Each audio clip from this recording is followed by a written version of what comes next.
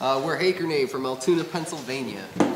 And this guy right here, Donnie. I'm Donnie Dat from Rochester, New York. Oh, I'm Mikey from here in Altoona, PA. I'm Jeff, I'm from Tyrone. And I'm Chuck, and I'm from here from Altoona as well. Yeah, just happened to run into these Pennsylvania guys. I noticed the accent. I got me? Oh, yeah. That's awesome. I got an accent. You're on the place. I'm Matthew, representing Altoona's music scene, Facebook page, and community service. All right, you guys just put out a new album, and you guys are here doing a release party here at McGarvey's. So recording the album, what was, how'd that process go for you?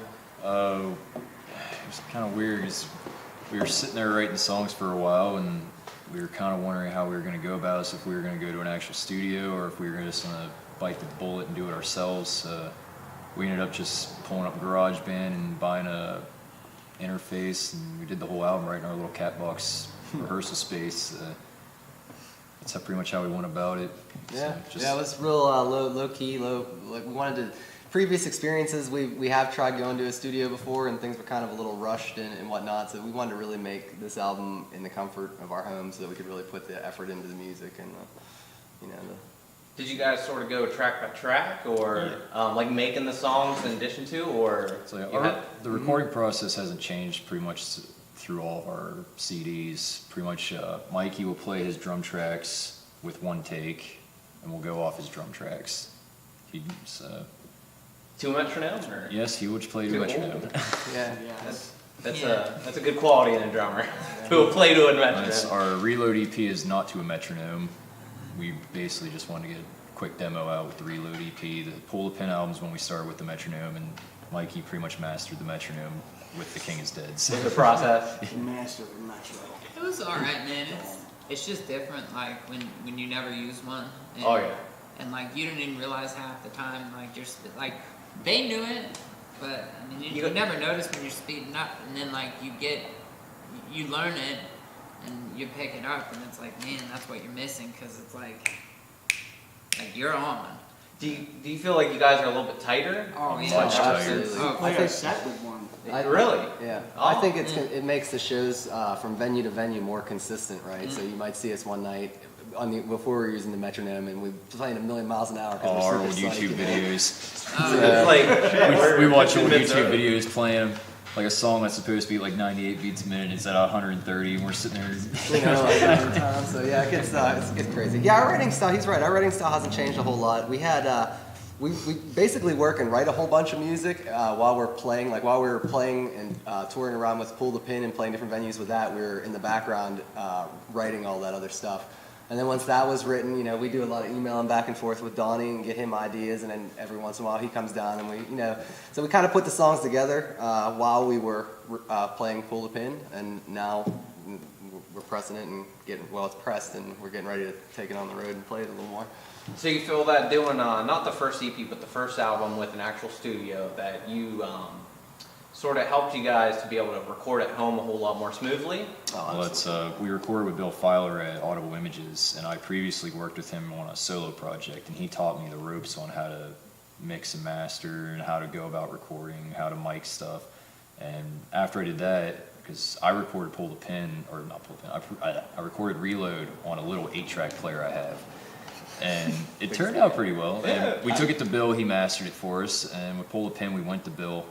But we were really tight on money with Pull the Pin, so we had to get in there and hammer the stuff out. So Pull the Pin is basically a live in-studio album. We basically tried one track and all our stuff. We were just so low on time and money. With the new album, The King is Dead, since we bought the interface, we just had the Just started putting more energy. just the luxury of doing it at our own pace. Yeah, a lot of different versions came through my way. Yeah. How crazy did the miking go? Like the mic, it's like, oh, we're gonna do this one this way, this extra. I've been pretty consistent with how I record throughout the years. It's like I've been recording for about 10 years, and I pretty much just have a set way of how to do sort of mic method. setup, or basically just mic the tom, 2 overheads, mic every snare, mic the bass drum. That's for drums. Then we might put a mic on the cab, might do a DI take. For vocals, I just either use a condenser or an SM58, whatever I feel like. using for the vocal part. Yeah. You kind of layer the guitars, right? So Yeah. you'll get That was a mic on the cabinet directly, and then we did a room mic so that you can kind of blend the two tones together to make a nice smooth sound. So yeah, we played around a little bit with some different things. Which I'll tell you, I listened to the album and I didn't pick up on the fact that it was recorded at home. I was On you know, GarageBand, no less. Yeah. GarageBand. It was free, so we're Yeah. like, we gotta work like you're working with what you got. We Yeah. work with what we got. A lot of times, you might feel like you're not necessarily putting out a product you might be proud of. But by the end, if you put in all that effort, it seems like, and most of the time, once it comes all together, you're like, wow, that's. I've always felt, even going with studios and stuff, like we haven't had the opportunity to work with any really well-known people. We're kind of excited if that opportunity were to present itself. But I've always kind of felt that even with that opportunity out there, like nobody really understands your sound or is going to care about making the product as good as it could be, other than you, right? Like it's your music, so who cares about it more than you? I think all three of them had a raw sound, like it's Not overly produced. no, it's like just show what it is, what it is. Yeah.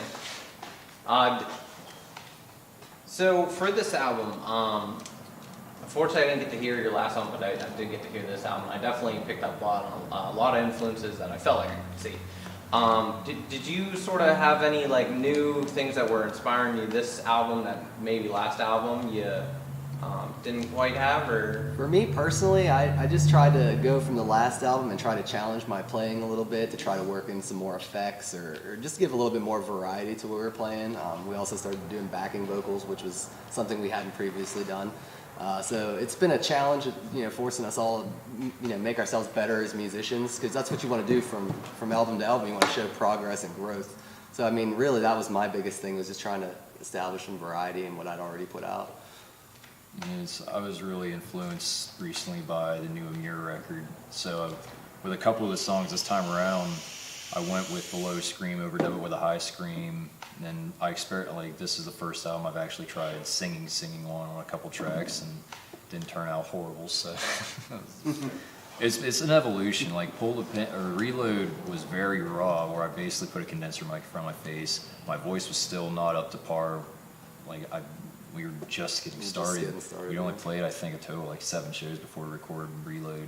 So my voice was still trying to get used to the heaviness of the screaming and stuff. So it's basically a one-take scream going through, then I'd overtake it.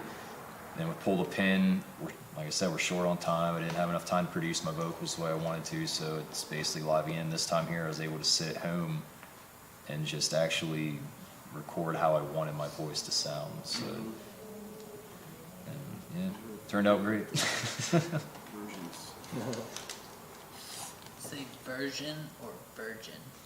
I heard a few different versions of his vocals. Yeah. Right, man, I could- Which I definitely picked up on the multiple vocals in one. How'd the drum tracking go? Like, well, you said the drums go first for you guys. Yeah. Yeah. Did you sort of have like a certain way of going about doing the recording of like?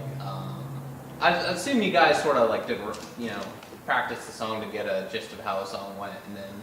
I mean, honestly, usually, process has honestly been the same for Reload, Pull the Pin, and this. Basically, like they said, we'll finish an album or something, tour for it, or run around and play it, and we'll be writing and practicing that stuff, the other stuff, all the way up until we record the new album, and then I'll pretty much just, since I usually don't have.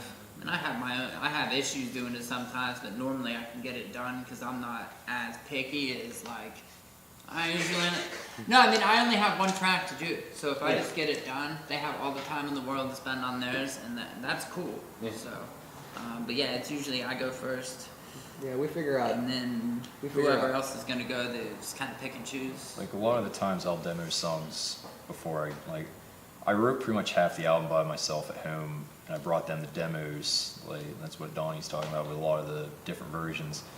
But Virgin, yeah. I'll give these guys like a CD of the new stuff that I've been working on. Say here's here's how I have a vision of a song, and Mikey will hear the drum track, he'll hear what I'm hearing, and then he'll get his idea into it, and he'll add a fill here or there, he'll add a different drum beat, he'll do a variation of it, but it's basically just like a boom, boom, cat, boom, boom, boom, and he'll go off of it. And Yeah, we do like a rough draft. Like Jeff, that's one nice thing about our band is we all kind of contribute to the writing in a certain way. Like Jeff, like he said, he wrote about half of the album. He had some guitar parts. He plays guitar too, so that's really nice to bounce And ideas drums. back and forth, and drums. So like then I'll have ideas of guitar parts I've written, and he'll come up and we'll basically like make a rough draft demo.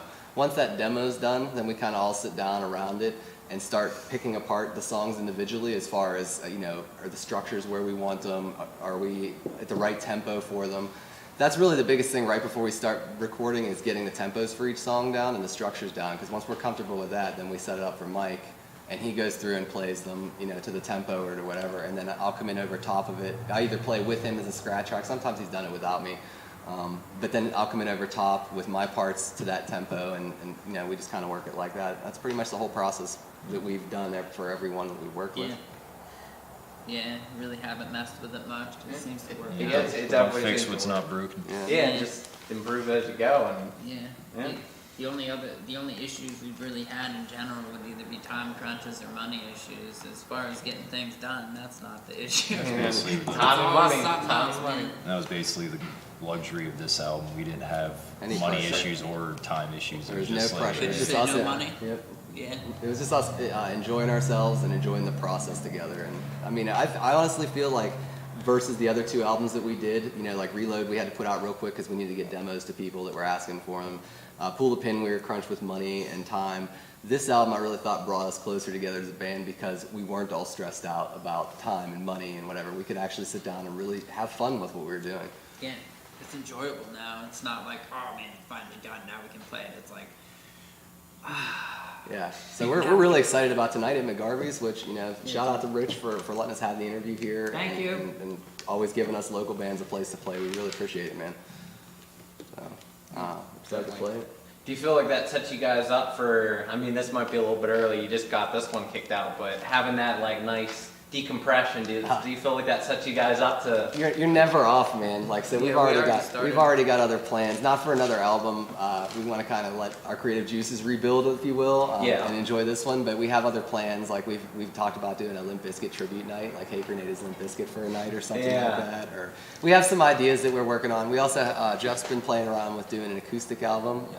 Which so- the last song on there, I really liked how the ending sort of brings it back down. That was just an idea I gave to Chuck because he always played the riff to it at practice, and I always liked it. I always wanted to turn it into a song. And when we basically finished the album, I'm like, this album needs an outro. So I went to him. I'm like, dude, where's that guitar thing you always play? So he'd sit there and pick it.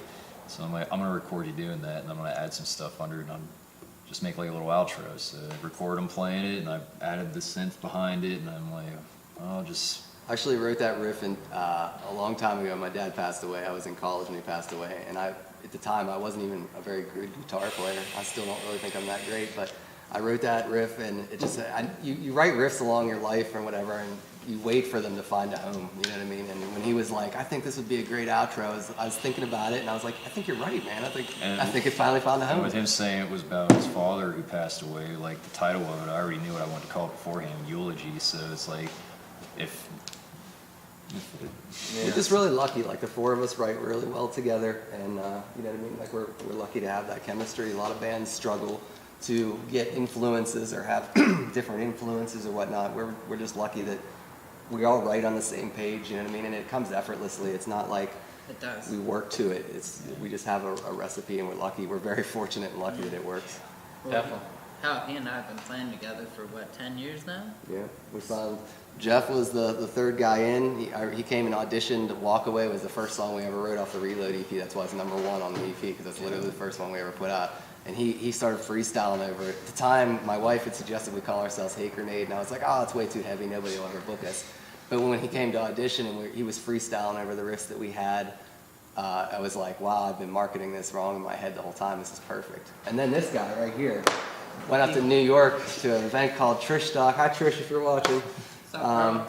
we went up to an event called Trish Stock, and we were all finished our set and whatnot. We're all hanging out, and I look over at the trailer, and there's this guy randomly, like, looking through our stuff, like, what do you got? And I was like, I walked over to A ask little him, bit of a gearhead. asked him if I could help him, and him and I immediately hit it off. We were talking about all our gear and stuff, and then, it was a few months later, we had an opening for a bass player, and I get an email from him. I was like, let's try it, So let's like, try I'm your it. bass player. Been golden ever since. Something about bass players and gear always seems.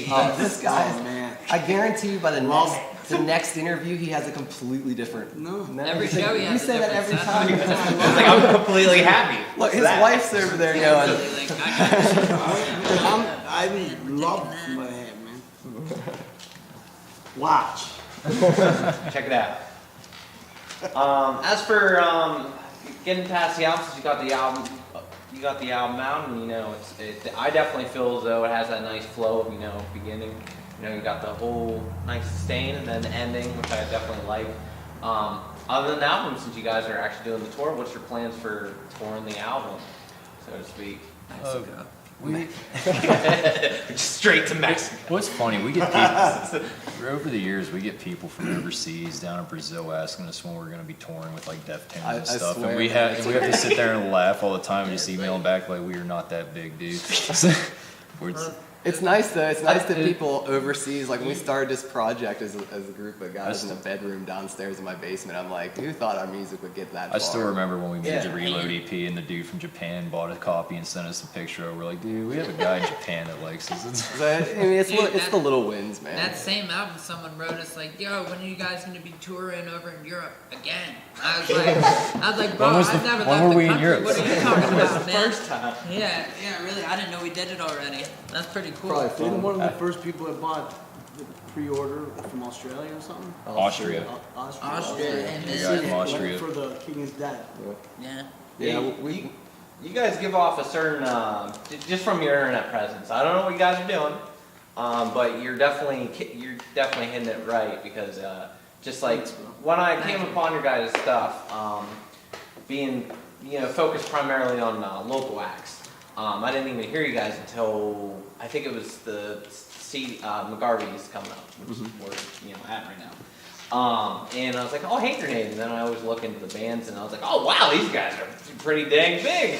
And I'm just looking about it and I'm looking through it. I'm like, a bunch of people know these. Wow, these looks can be deceiving. We're just like every other local band. We just put a lot of time into trying to be seen. You know what I mean? That's the name of the game, right? Because there's so many bands out there. There's so many. The market's saturated with bands. You're pulling off. You're pulling off. It's just We about try, man. it's just about trying to be seen as best you can. Put your best foot forward, right? Definitely. Yeah. How much time do you guys put into scheduling shows, or do you have a person? It's a daily Every day. It's a daily Every job, day. man. I just got done today. I was at my normal day job doing a report on one thing and sending out emails and text messages on the other screen, booking and stuff. I mean, he does a lot of booking. I mean, it's a team effort. It takes everyone. That's definitely true. If you don't, I get my connections from what I've been doing up in New York and get us over here and now we're mishing it up. Yep. Yeah.